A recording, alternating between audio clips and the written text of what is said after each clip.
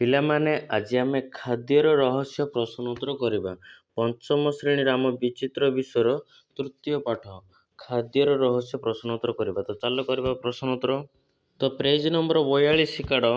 ତ ପିଲାମାନେ ଦେଖ ହେଡ଼ିଂ କ'ଣ ଲେଖାଇଛି, ଚିନ୍ତା କର। ଦେଖ କ'ଣ ଲେଖାଇଛି ସେଥିରେ, ତୁମର କେବେ ପେଟ ଖରାପ ହୋଇଛି କି? ଏହାର କାରଣ କ'ଣ ହୋଇପାରେ?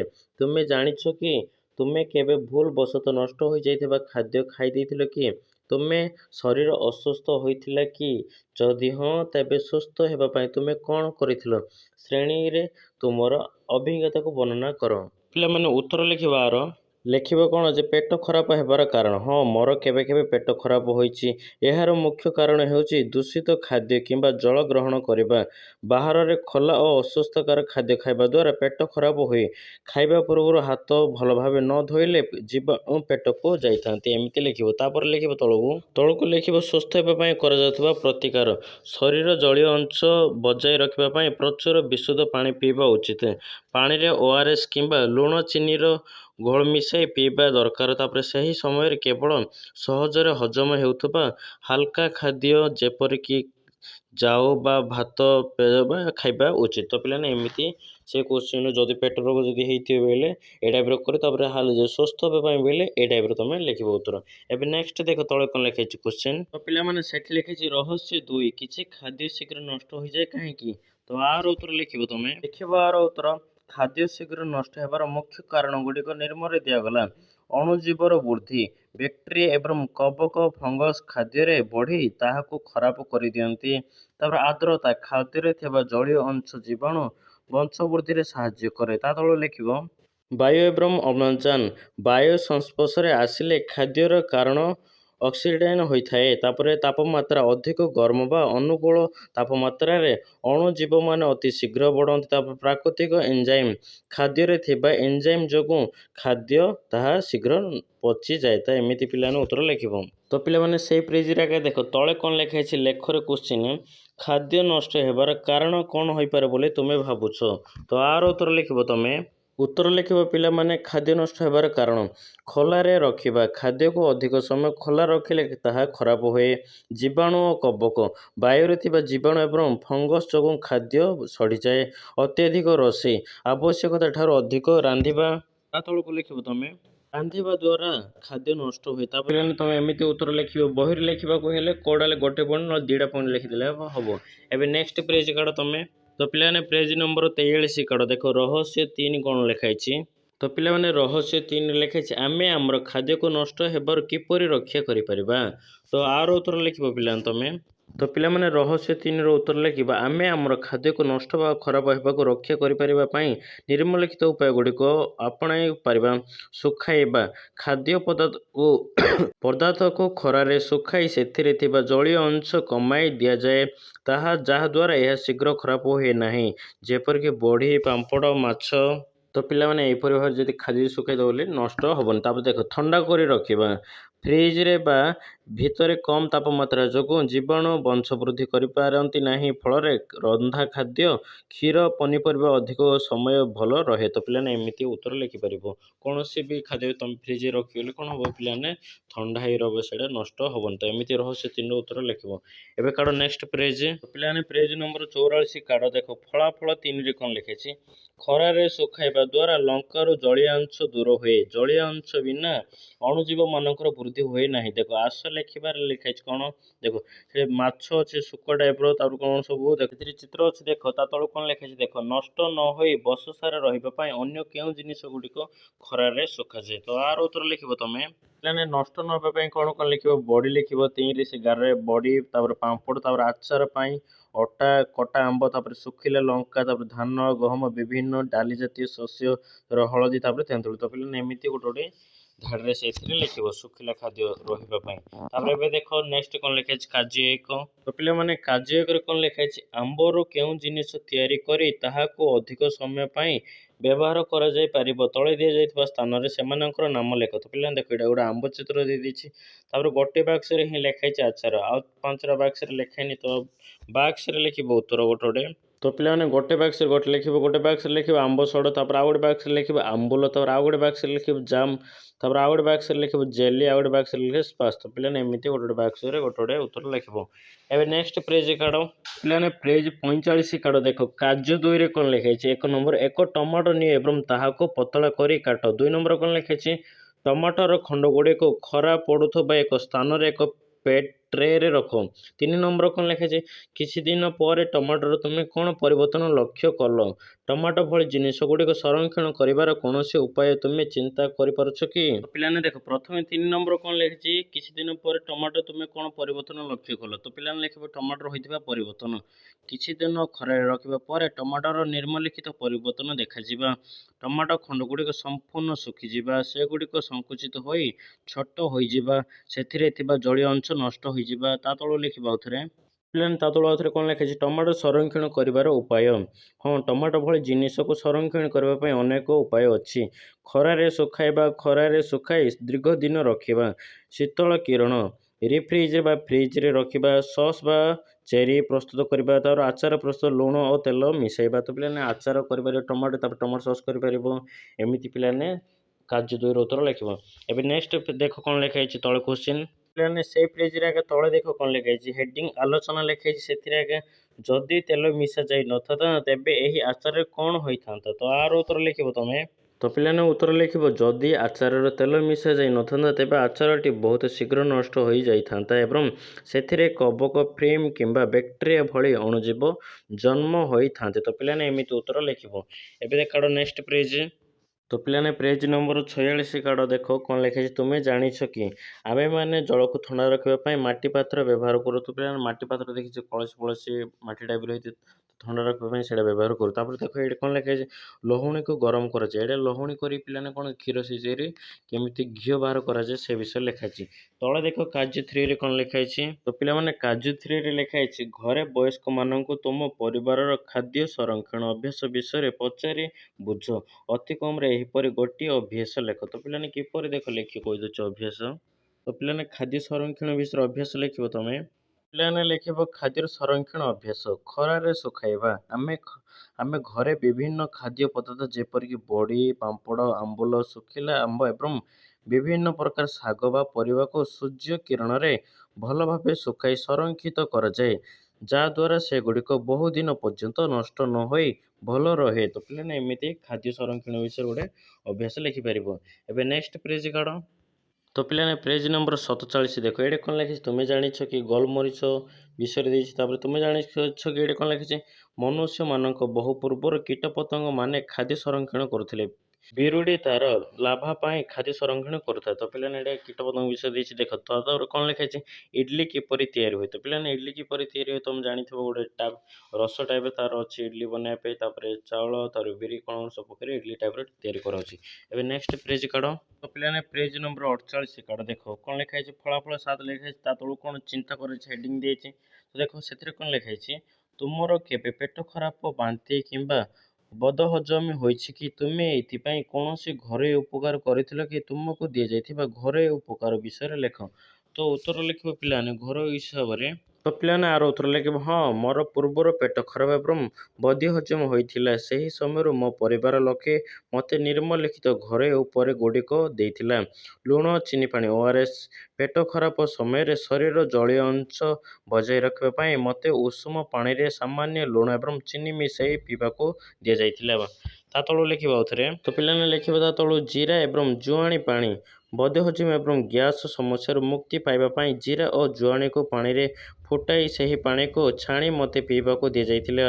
ଅଦା ଏବଂ ମହୁ।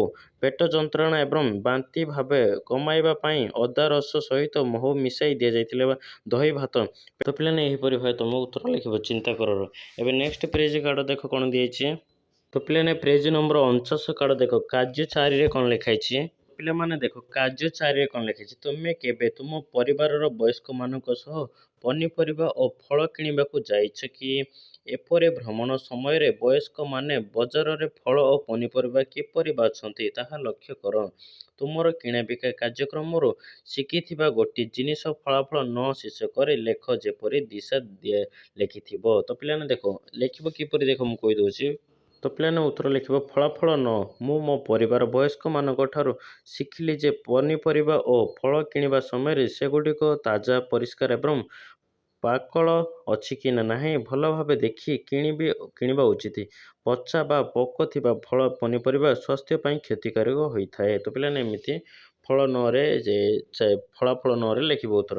ଏବେ ଦେଖ ନେକ୍ସଟ ତଳେ କ'ଣ ଲେଖା ହେଇଛି। ତ ପିଲାମାନେ ଦେଖ ତଳେ କ'ଣ ଲେଖା ହେଇଛି, ଗୋଟେ ଆଈମା ବସିଛନ୍ତି, ତାପରେ ତାଙ୍କୁ କହୁଛନ୍ତି କ'ଣ ଦେଖ। ଋତୁକାଳୀନ ଫଳ ଖାଇବାର ଆନନ୍ଦ। ବର୍ଷା ହେଉଥିଲା, ଘରକୁ ଯିବା ବାଟରେ ବାପା ଲିଚୁ କୋଳି କିଣିଲେ। ଦିଶା ଅତି ଆନନ୍ଦିତ ହୋଇ କହିଲା, ପ୍ରାୟ ଗୋଟିଏ ବର୍ଷ ପରେ ସ୍ୱାଦିଷ୍ଟ ଲିଚୁ କୋଳି ମିଳିଲା। ବାପା କହିଲେ, ଲିଚୁ ଏକ ଋତୁକାଳୀନ ଫଳ, ତେଣୁ ଆମକୁ ଏଥିପାଇଁ ଅପେକ୍ଷା କରିବାକୁ ପଡ଼ିବ। ଯେତେବେଳେ ସମସ୍ତେ ଲିଚୁ କୋଳିର ଚୋପା ଛଡ଼ାଇଲେ ଏବଂ ଏହି ସ୍ୱାଦିଷ୍ଟ ଫଳକୁ ନିଜ ନିଜ ମଧ୍ୟରେ ବାଣ୍ଟିଲେ, ସେତେବେଳେ ଦିଶା ସମସ୍ତଙ୍କୁ ମୁହଁରେ ଖୁସିରେ ଭାବ ଦେଖିପାରିଲା। ବାପା ପୁଣି କହିଲେ, କିନ୍ତୁ ଆମ ଅଞ୍ଚଳରେ ଆମ ସହ କେହି ସମାନ ହେବ ନାହିଁ, କାରଣ ସେଗୁଡ଼ିକ ଖୁବ୍ ସତେଜ ଓ ଆମକୁ ସହଜରେ ମିଳିଥାଏ। ତ ପିଲାମାନେ ଲିଚୁ କୋଳି ବିଷୟରେ ତାଙ୍କ ଆଈମା କ'ଣ ଯେ ତାଙ୍କୁ କହୁଛନ୍ତି। ଏବେ ନେକ୍ସଟ ପେଜ କାଢ଼। ପିଲାମାନେ ପେଜ କାଢ଼ 50। ଦେଖ କ'ଣ ଲେଖା ହେଇଛି। ଫଳାଫଳ ନହ ଫଳ ଗୁଡ଼ିକ ସେମାନଙ୍କର ଋତୁ ଅନୁସାରେ ଖାଇଲେ ଅଧିକ ସ୍ୱାଦିଷ୍ଟ ଲାଗେ। ଋତୁକାଳୀନ ଫଳ ଗୁଡ଼ିକ ପାଇଁ ଅପେକ୍ଷା କରିବାର ମଜା ନିଆଯାଏ। ତ ପିଲାମାନେ ଦେଖ ଋତୁ ଅନୁସାରେ ତ ପିଲାମାନେ ଦେଖ ଖରାଦିନ କେଉଁ ଫଳ ଆସୁଛି, ଆମ୍ବ ଆସୁଛି, ତାଳ ଆସୁଛି, ପଣିସ ଆସୁଛି, ଏମିତି ବିଭିନ୍ନ ପ୍ରକାର ଫଳ ଆସୁଛି। ପିଲାମାନେ ସେଦିନ କ'ଣ ଯେ ଖାଇଲେ ପୁରା ବହୁତ ମଜା ଲାଗେ। ଦେଖ ଲେଖରେ ହେଡ଼ିଂ କ'ଣ ଦିଆଯାଇଛି, ତୁମ ଅଞ୍ଚଳରେ 3ଟି ଋତୁକାଳୀନ ଫଳ କିମ୍ବା ପନିପରିବାର ନାମ ଲେଖ। ଉଦାହରଣ ଶୀତ ଦିନରେ ଅଁଳା ଏବଂ ଖରା ଦିନରେ ଜାମୁକୋଳି। ତ ପିଲାମାନେ ଋତୁ ଅନୁସାରେ ଫଳ ଲେଖିବ। ଦେଖ ଉତ୍ତର କହିଦେଉଛି। ତ ପିଲାମାନେ ଯେଉଁ ସେଇ ଦୁଇ ଧାଡ଼ି ଦେଇଛି, ସେ ଦୁଇ ଧାଡ଼ିରେ ଆଗେ ଲେଖିବ ଆମ୍ବ। ଖରାଦିନ ଫଳେ ତ ପିଲାମାନେ ଆମ୍ବ ଦେଖିବ ତୁମେ ଖାଇଥିବ ଖରାଦିନ ଫଳେ। ତାପରେ କାକୁଡ଼ି ବି ପିଲାମାନେ ଦେଖିବ ତୁମେ ଖରାଦିନେ ମିଳିଥାଏ ପ୍ରାୟ ଅଧିକାଂଶ। ତାପରେ କୋବି ଓ ଫୁଲକୋବି ସେଇଟା କେଉଁ ଦିନ ମିଳିଥାଏ ପିଲାମାନେ, ଶୀତ ଦିନ ହିଁ ଆସିଲେ ନୂଆବର୍ଷ ପାଖାପାଖି ଫୁଲକୋବି, ପତ୍ରକୋବି, ବିଭିନ୍ନ ପ୍ରକାର କୋବି ମିଳିଥାଏ। ତାପରେ ମଟର ଛୁଇଁ ସେଇଟା ବି ଶୀତ ଦିନେ ପନିପରିବା ମିଳିଥାଏ। ତାପରେ ପାଣି ସାରୁ ବର୍ଷା ଦିନେ ପନିପରିବା ମିଳିଥାଏ। ତାପରେ ମୂଳା ବି ପିଲାମାନେ ମିଳିଥାଏ ବର୍ଷା ଦିନ ପାଖାପାଖି ଆଇଲେ, ଶୀତ ଦିନ ପାଖାପାଖି ଆଇଲେ ସେଇ ଟାଇପ୍ର।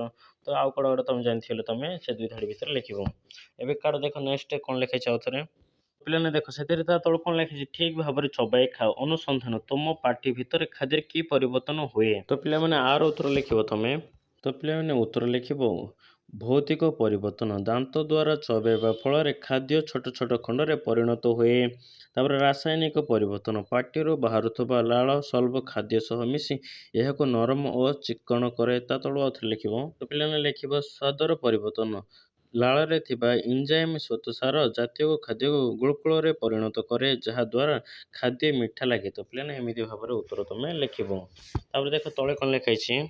ସନ୍ଧାନୀ ଦିଶା ଏପର୍ଯ୍ୟନ୍ତ ରହସ୍ୟଗୁଡ଼ିକୁ ସମାଧାନ କରିପାରି ନାହିଁ। ଆମେ ଖାଦ୍ୟ ଖାଇବା ପରେ କ'ଣ ହୁଏ? ସେ ଆଶ୍ଚର୍ଯ୍ୟ ହୋଇ କହିଲା ଯେ ଦର୍ପଣକୁ ଚାହିଁ ପାଟିକୁ ଅଧିକ ଖୋଲିଲେ ବା କହିଲା ଆହା ଆହା। ତ ପିଲାମାନେ ଆମେ ଖାଦ୍ୟ ଖାଇସାରିଲା ପରେ କ'ଣ ହୁଏ? ତ ପିଲାମାନେ ହଜମ ହୁଏ। ତାପରେ ଦେଖ ଏବେ କାର୍ଯ୍ୟ 5ରେ କ'ଣ ଲେଖା ହେଇଛି। ତ ପିଲାମାନେ କାର୍ଯ୍ୟ 5ରେ ଲେଖା ହେଇଛି, ତୁମେ ଯାହା ଖାଉଛ ତାକୁ ଛୋଟ ଛୋଟ ଖଣ୍ଡରେ ପରିଣତ କରି ନରମ କରିବା ପର୍ଯ୍ୟନ୍ତ ଠିକ୍ ଭାବରେ ଚୋବାଇବାକୁ ଚେଷ୍ଟା କର। ପ୍ରତ୍ୟେକ ଜିନିଷକୁ ଖଣ୍ଡ ଖଣ୍ଡ କରିବା ଏବଂ ଚୋବାଇବା ପାଇଁ ତୁମେ କେଉଁ ଦାନ୍ତ ବ୍ୟବହାର କର। ପରବର୍ତ୍ତୀ ପୃଷ୍ଠାରେ ଦିଆଯାଇଥିବା ଚିତ୍ରକୁ ଦେଖି ଓ ସେଗୁଡ଼ିକର ନାମକରଣ କର। ତ ପିଲାମାନେ ଦେଖ ପରବର୍ତ୍ତୀ ପୃଷ୍ଠାରେ କ'ଣ ଚିତ୍ର ଦିଆଯାଇଛି ଦେଖିବା ଚାଲ ଫାଷ୍ଟ। ତ ପିଲାମାନେ ପରବର୍ତ୍ତୀ ପୃଷ୍ଠାରେ ଗୋଟେ ଦାନ୍ତ ପାଟି ଗୋଟେ ଚିତ୍ର ଦେଇଛି। ପାଟି ଚିତ୍ର ପିଲାମାନେ ଦେଖ ଦାନ୍ତ ସବୁ ଚିତ୍ର ଦେଇଛି। ସେ ଦାନ୍ତର କ'ଣ ପିଲାମାନେ ସବୁ ନାମକରଣ ସବୁ ଲେଖାଯାଇଛି, ନା ଯାଉ ଲେଖାଯାଇଛି କେଉଁ ଦାନ୍ତ ତୁମେ କ'ଣ ଖାଉଛ ସବୁ। ତ ଉତ୍ତର ଲେଖିବ କାର୍ଯ୍ୟ 5ର। ମାନେ କାର୍ଯ୍ୟ 5ର କେଉଁ ଦାନ୍ତ ଆମେ ବ୍ୟବହାର କରୁ। ଦେଖ ଲେଖିବ ଖାଦ୍ୟକୁ କାଟିବା ପାଇଁ ଖଣ୍ଡ ଖଣ୍ଡ କରିବା ପାଇଁ ଆମେ ପାଟିରୁ ଆଗରେ ଥିବା କର୍ଦ୍ଦନ ଦାନ୍ତ ଏବଂ ସ୍ଥାନ ଦାନ୍ତ ବ୍ୟବହାର କରୁ। ତାପରେ ଖାଦ୍ୟକୁ ଚୋବାଇବା ଏବଂ ପେଶୀ ନରମ କରିବା ପାଇଁ ଆମେ ପାଟିରେ ପଛ ପାଖରେ ଥିବା ଚର୍ବଣ ଦାନ୍ତ ଏବଂ ପୋଷଣ ଦାନ୍ତ ବ୍ୟବହାର କରୁ। ତ ପିଲାମାନେ ଏମିତି କାର୍ଯ୍ୟ 5ର ଉତ୍ତର ଲେଖିବ। ଏବେ ନେକ୍ସଟ ପେଜ କାଢ଼। ତ ପିଲାମାନେ ପେଜ ନମ୍ବର 51 କାଢ଼। ଦେଖ କ'ଣ ଲେଖିଛି। ଦାନ୍ତ ଚୋବାଇବାର ପ୍ରକ୍ରିୟା। ଭାଇ କହିଲେ, ଆମର ବିଭିନ୍ନ ପ୍ରକାର ଦାନ୍ତ ଅଛି, ଯଥା କାଟିବା ଏବଂ କର୍ଦ୍ଦନ ଦାନ୍ତ, ଚିରିବା ପାଇଁ ସ୍ଥାନ ଦାନ୍ତ, ଗୁଣ୍ଡ କରିବା ପାଇଁ ଚର୍ବଣ ଦାନ୍ତ ଏବଂ ପୋଷିବା ପାଇଁ ପେଷଣ ଦାନ୍ତ ରହିଛି। ତ ପିଲାମାନେ ଦେଖ ଏଠି ଗୋଟେ ପାଟି ଚିତ୍ର ଦେଇଛି। ସେଇ ପାଟି ଭିତରେ କ'ଣ ଯେ ବିଭିନ୍ନ ପ୍ରକାର ସବୁ ଦାନ୍ତ ଅଛି। ଦେଖ ପ୍ରଥମେ କ'ଣ ଲେଖା ହେଇଛି, କର୍ଦ୍ଦନ ଦାନ୍ତ ଲେଖା ହେଇଛି, ତାପରେ ସ୍ଥାନ ଦାନ୍ତ, ତାପରେ ଚର୍ବଣ ଦାନ୍ତ, ତାପରେ ପେଷଣ ଦାନ୍ତ, ତାପରେ ଚର୍ବଣ ଦାନ୍ତ, ତାପରେ ସାନ ଦାନ୍ତ, ତାପରେ କର୍ଦ୍ଦନ ଦାନ୍ତ, ସାନ ଦାନ୍ତ, ବିଭିନ୍ନ ପ୍ରକାର କ'ଣ ଯେ ପିଲାମାନେ ସବୁ ଯେଉଁ ଦାନ୍ତ ଅଛି ସେଇ ଦାନ୍ତ ଅନୁସାରେ ସବୁ ନାଁ ଲେଖା ହେଇଛି। ଦେଖ ଦାନ୍ତର ପ୍ରକାର, ସେଥିରେ ସବୁ ବିଭିନ୍ନ ପ୍ରକାର କ'ଣ ସବୁ ଦାନ୍ତର ସବୁ ନାଁ ଲେଖା ହେଇଛି। ତ ତଳେ ଦେଖ କ'ଣ ଲେଖା ହେଇଛି କୋଶ୍ଚିନ୍। ପିଲାମାନେ ଦେଖ କ'ଣ ଲେଖା ହେଇଛି। ଦିଶା ଆଶ୍ଚର୍ଯ୍ୟ ହୋଇ ଭାବିଲା, ଖାଦ୍ୟକୁ ବହୁତ ସମୟ ଧରି ଚବାଇଲେ ଅଧିକ ଲାଳ କ୍ଷରଣ ହୁଏ କି? ତ ଉତ୍ତର ଲେଖିବ ତମେ। ତ ପିଲାମାନେ ଉତ୍ତର ଲେଖିବ ହଁ, ଖାଦ୍ୟକୁ ଅଧିକ ସମୟ ଧରି ଚବାଇଲେ ପାଟିରେ ଅଧିକ ଲାଳ ସ୍ୱଲ୍ଭ ସୃଷ୍ଟି ଏବଂ ସରଣ ହୋଇଥାଏ। ତାହା ଖାଦ୍ୟକୁ ହଜମ କରିବାର ସାହାଯ୍ୟ କରେ। ତ ପିଲାମାନେ ଏମିତି ଉତ୍ତର ଲେଖିବ। ତଳେ ଦେଖ କ'ଣ ଲେଖାଯାଇଛି ସେଥିରେ। ସେ କହିଲେ ଠିକ୍ ଭାବରେ ଚବାଇବା ଦ୍ୱାରା ଲାଳ କ୍ଷରଣ ହୁଏ, ଯାହା ଖାଦ୍ୟ ହଜମର ସାହାଯ୍ୟ କରେ। ତ ପିଲାମାନେ ଏବେ ନେକ୍ସଟ ପେଜ୍ କାଢ଼। ତ ପିଲାମାନେ ଦେଖ ଫଳାଫଳ 10ରେ କ'ଣ ଲାଗିଛି କି ଖାଦ୍ୟକୁ ଠିକ୍ ଭାବରେ ଚବାଇ ଖାଇବା ଦ୍ୱାରା ଖାଦ୍ୟ ଛୋଟ ଛୋଟ ଖଣ୍ଡରେ ପରିଣତ ହୁଏ ଓ ଲାଳ ବାହାରେ ହଜମର ସାହାଯ୍ୟ କରେ। ଫଳାଫଳ 11ରେ କ'ଣ ଲେଖାଯାଇଛି ବିଭିନ୍ନ ପ୍ରକାର ଦାନ୍ତର କାର୍ଯ୍ୟ ଭିନ୍ନ ଭିନ୍ନ। ମୁଖ୍ୟ ଗ୍ରହର ପରିଚ୍ଛନ୍ନତା ଲେଖାଯାଇଛି। ତାପରେ ଫଳାଫଳ 12 ଲେଖା ହେଇଛି। ତାପରେ ଶ୍ୱାସକ୍ରିୟା ଜନିତ ବିପଦ ମାନେ ଏହିପରି ଭାବେ ଏତା ସବୁ ଲେଖା ହେଇଛି। ଏଥିରେ କିଛି ଦେଇନି କୋଶ୍ଚିନ୍। ଏବେ ନେକ୍ସଟ ପେଜ୍ କାଢ଼। ତ ପିଲାମାନେ ପେଜ୍ ନମ୍ବର 53 କାଢ଼। ଦେଖ ହେଡ଼ିଂ ଦେଇଛି ଲେଖ। କୋଶ୍ଚିନ୍ କ'ଣ ଲେଖାଯାଇଛି। ଖାଦ୍ୟ ଖାଇବା ସମୟରେ ଶ୍ୱାସରୋଧ ନ ହେବା ପାଇଁ ତୁମେ କ'ଣ କରିବ? ତ ଉତ୍ତର ଲେଖିବ ତମେ। ପିଲାମାନେ ସେଥିରେ 3ଟା ଧାଡ଼ି ଦେଇଛି। 3ଟା ଧାଡ଼ିରେ ତୁମେ ଲେଖିବ ଭଲ ଭାବରେ ଚବାଇବା। ଖାଦ୍ୟକୁ ଗିଳିବା ପୂର୍ବରୁ ପାଟିରେ ଭଲ ଭାବରେ ଚବାନ୍ତୁ। ତାପରେ ଦ୍ୱିତୀୟ ଲେଖିବ କଥା ନ କହିବା। ଖାଦ୍ୟ ଗିଳିବା ସମୟରେ କଥାବାର୍ତ୍ତା କରନ୍ତୁ ନାହିଁ। ତାପରେ ହସିବା ବନ୍ଦ। ପାଟିରେ ଖାଦ୍ୟ ଥିବା ବେଳେ ଜୋରରେ ହସନ୍ତୁ ନାହିଁ। ତ ପିଲାମାନେ ଏମିତି ତୁମେ ଲେଖିପାରିବ। ଏବେ ଦେଖ ନେକ୍ସଟ କ'ଣ ଲେଖା ହେଇଛି କୋଶ୍ଚିନ୍ ତଳେ। ତ ପିଲାମାନେ ଦେଖ ନେକ୍ସଟ କ'ଣ ଲେଖିଛି। ଆମ ଶରୀର ଖାଦ୍ୟ। ଅନ୍ତିମ ଫଳାଫଳ କ'ଣ ଲେଖା ହେଇଛି ଦେଖ। କିଛି ଅଣୁଜୀବ ଆମ ଖାଦ୍ୟକୁ ନଷ୍ଟ କରୁଥିବା ବେଳେ ଆଉ କିଛି ଖାଦ୍ୟ ସାମଗ୍ରୀ ପ୍ରସ୍ତୁତିରେ ସାହାଯ୍ୟ କରନ୍ତି। ସେମାନେ ମଧ୍ୟ ଆମକୁ ଖାଦ୍ୟ ହଜମରେ ସାହାଯ୍ୟ କରନ୍ତି। ଶେଷରେ ଖାଦ୍ୟ ସମ୍ବନ୍ଧୀୟ ସବୁ ରହସ୍ୟର ସମାଧାନ ହୋଇଗଲା। ଠିକ୍ ଭାବରେ ଖାଅ, ଠିକ୍ ଉପାୟରେ ସଂରକ୍ଷଣ ଓ ଗଚ୍ଛିତ କରି ରଖ। ଖାଦ୍ୟକୁ ଭଲ ଭାବରେ ଚବାଅ ଏବଂ ଉପକାରୀ ଅଣୁଜୀବମାନଙ୍କୁ ଧନ୍ୟବାଦ ଦିଅ।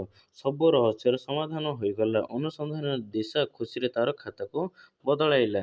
ତ ପିଲାମାନେ ଦେଖ ଯଦି ଖାଇବା ପୂର୍ବରୁ ହାତ ଗୋଡ଼ ସଫା କରି ଖାଇବ, ତାପରେ ଠିକ୍ ଭାବରେ କ'ଣ ଯେ ପିଲାମାନେ ଚବାଇ ରହି ଶାନ୍ତିରେ ତୁମେ ଖାଇବ। ଏବେ ଦେଖ କ'ଣ ନେକ୍ସଟ କ'ଣ ଲେଖା ହେଇଛି। ଆସ ଚିନ୍ତା କରିବା। ତ ପିଲାମାନେ ଆସ ଚିନ୍ତା କରିବାରେ ଲେଖା ହେଇଛି 1 ନମ୍ବର ଦେଖ କେତେକ ଖାଦ୍ୟ ଦ୍ରବ୍ୟ କିଛି ସପ୍ତାହ ଧରି ଭଲ ରହୁଥିଲା ବେଳେ ଆଉ କେତେକ ଖାଦ୍ୟ ଦ୍ୱାରା ଖୁବ୍ କମ୍ ଦିନରେ ନଷ୍ଟ ହୋଇଯାଏ କାହିଁକି? ତ ଆର ଉତ୍ତର ଲେଖିବ 1 ନମ୍ବର।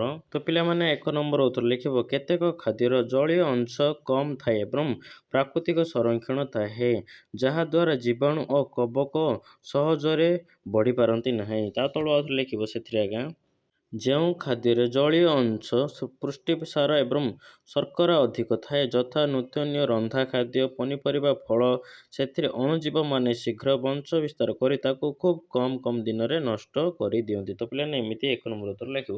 2 ନମ୍ବର କୋଶ୍ଚିନ୍ ଏବେ ଦେଖ। 2 ନମ୍ବର କୋଶ୍ଚିନ୍ ଲେଖା ହେଇଛି ପିଲାମାନେ ତୁମେ 2 ଦିନ ପାଇଁ ଏକ କ୍ଷେତ୍ର ପରିଭ୍ରମଣରେ ଯାଇଛ। ସାଙ୍ଗରେ ନେବା ପାଇଁ 5ଟି ଖାଦ୍ୟ ସାମଗ୍ରୀର ତାଲିକା କର। ସେଗୁଡ଼ିକ ନଷ୍ଟ ନ ହେବା ପାଇଁ ତୁମେ କ'ଣ କରିବ? ତ ପିଲାମାନେ କେବେ ତୁମେ କ୍ଷେତ୍ର ଭ୍ରମଣ କରିବାକୁ ଯାଇଛ, କେବେ ବୁଲିବାକୁ, ନହେଲେ କେବେ ପୁରୀ, କେବେ ଟ୍ରେନ୍ ଗାଡ଼ିରେ ଯାଇଛ, ତୁମେ କୌଣସି ବି ଖାଦ୍ୟ ଧରିଥିବ ନା ଖାଇବା ପାଇଁ, କିଏ ରୁଟି ନହେଲେ କିଏ କୌଣସି ଜିନିଷ ଧରିଥାଉଛି ଖାଇବା ପାଇଁ। ତ ଶୁଖିଲା ଜିନିଷ ଧରିବା ଆବଶ୍ୟକ ନା। ତ ଉତ୍ତର ଲେଖିବ 2 ନମ୍ବର। ତ ପିଲାମାନେ 2 ନମ୍ବର ଲେଖିବ ଖାଦ୍ୟ ତାଲିକା। ଶୁଖିଲା ମୁଢ଼ି, ଚୁଡ଼ା, ବିସ୍କୁଟ, ଶୁଖିଲା ଫଳ, ଡ୍ରାଏ ଫ୍ରୁଟ୍ସ ଭଳି ହୋଇଥିବା ଛତୁଆ କିମ୍ବା ବାଦାମ ଏବଂ ବନ୍ଦ ଡବାରେ ଥିବା ଶୁଖିଲା ଜଳଖିଆ। ତାପରେ ସଂରକ୍ଷଣ ଉପାୟ ଏଗୁଡ଼ିକୁ ଭଲ ଭାବରେ ବାୟୁରୋଧୀ ପାତ୍ର କିମ୍ବା ଜିପ୍ ଲକ୍ ବ୍ୟାଗରେ ରଖିବାକୁ ହେବ, ଯେପରି ସେଥିରେ ଆର୍ଦ୍ରତା କିମ୍ବା ପବନ ଲାଗି ନଷ୍ଟ ନ ହୁଏ। ବିସ୍କୁଟ ତ ଜରି ପ୍ୟାକିଂ ହେଇଥାଉଛି, ଆଉ କ'ଣ ଖାଦ୍ୟ ତୁମେ କେମିତି ନେବ ଯେ? ଯଦି ନେବ ବୋଲେ ଗୋଟେ ଡାବା ବା ଟିଫିନ୍ ବାକ୍ସରେ ପୁରା ପବନ ଭିତରୁ ନ ଗଳାଳେ, ତ ସେମିତି ତୁମେ ନେଇପାରିବ। ତ ଉତ୍ତର 2 ନମ୍ବର ଏମିତି ଲେଖିବ। 3 ନମ୍ବର କୋଶ୍ଚିନ୍ ଏବେ ଦେଖ। ତ ପିଲାମାନେ 3 ନମ୍ବର କୋଶ୍ଚିନ୍ ଦେଖ କ'ଣ ଦେଇଛି। ଯଦି ଖାଦ୍ୟ ସଂରକ୍ଷଣ କରାଯାଇ ନ ପାରିବ ତେବେ କ'ଣ ହେବ? ଖାଦ୍ୟ ସଂରକ୍ଷଣ ବିନା ଏକ ବିଷୟର କଳ୍ପନା କର ଏବଂ ଏହାର ପରିଣାମ ବିଷୟରେ ଆଲୋଚନା କର। ତ ପିଲାମାନେ ଦେଖ କିପରି ଯଦି ଖାଦ୍ୟ ଯଦି କୁଆଡ଼େ ଜୀବନ ନ ଆସିଲେ କ'ଣ ହେବ ପିଲାମାନେ ଦେଖ। ତୁମେ ଉତ୍ତର କେମିତି ଲେଖିବ କହିଦେଉଛି ଦେଖ।